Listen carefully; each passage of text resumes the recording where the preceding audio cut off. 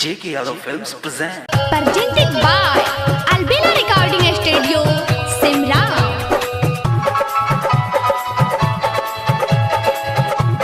JK Yadav Films.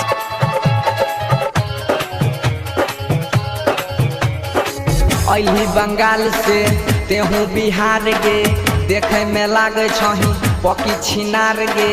अली बंगाल से तेहू बिहार गे देखे में लागे छही पकी छिनार गे। छौरा से करे जानी भच भच भच हाँ मार तो देहात वाला खच खचा खच खच कर तो सामान तोर फच फच फच फच मार तो देहात वाला कच कचा गच गच कर तो सामान तोर फच फच फच फच। अली बंगाल से तेहू बिहार गे देखे में लागे छही पकी छिनार गे।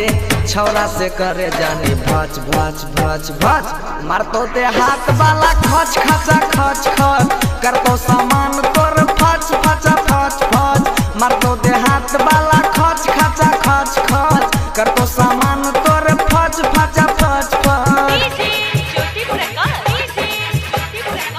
JK Yadav Films. JK Yadav Films.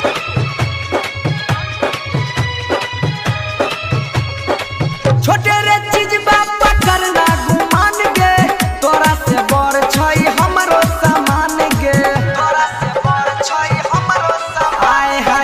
छोटे रे चीज बापा करना गुमान गे तोरा से बड़ छई हमरो सामान गे तोरा से बड़ छई हमरो सामान गे।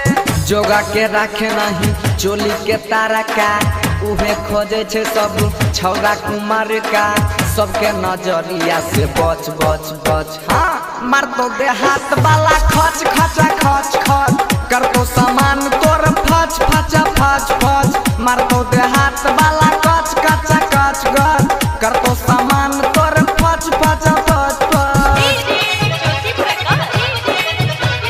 Presented by Albina Recording Studio, Simra.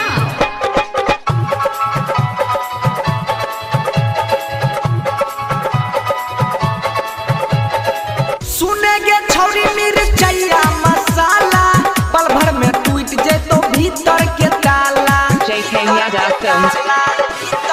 आए हाँ सुनेगे छौरी मिर्चैया मसाला पल भर में टूट जे तो भीतर के ताला पल भर में टूट जे तो भीतर के ताला।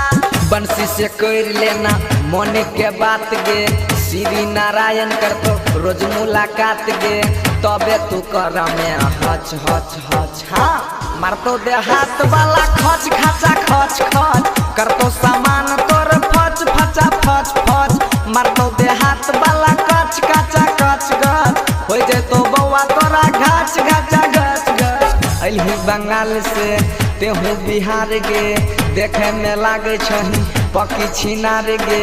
छौरा से करे जानी भच भच भच भच मार तो देहात वाला खच खचा खच खच कर तो सामान तोर फच फच फच फच मार तो देहात वाला खच खचा खच खच कर तो सामान तोर फच फच फच फच। JK Yadav Films.